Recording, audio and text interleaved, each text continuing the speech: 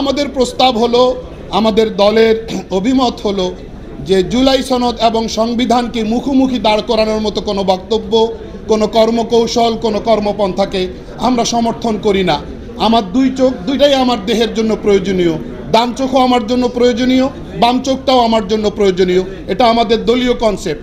অতএব কারণে আমরা মনে করি, আগেও বলেছি, ইতিপূর্বেও আমরা এই বিষয়টা মিডিয়াকে নিশ্চিত করেছি যে কনস্টিটিউশন রিলেটেড বিষয় যেগুলো, সেগুলো আগামী পার্লামেন্টে ন্যস্ত করা, এবং কনস্টিটিউশন রিলেটেড নয় যেগুলো, এগুলো অধ্যাদেশ জারি করার মধ্য দিয়ে কার্যকর করা।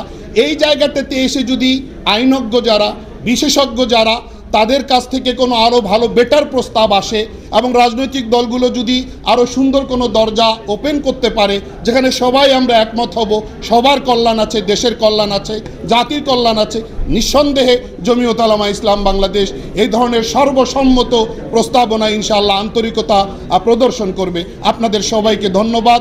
আশা করি সংলাপ চলবে 2 দিনের জন্য। আগামী সোমবার, পরশু মঙ্গলবার বিরতি দিয়ে বুধবার আবার বৈঠক বসবে।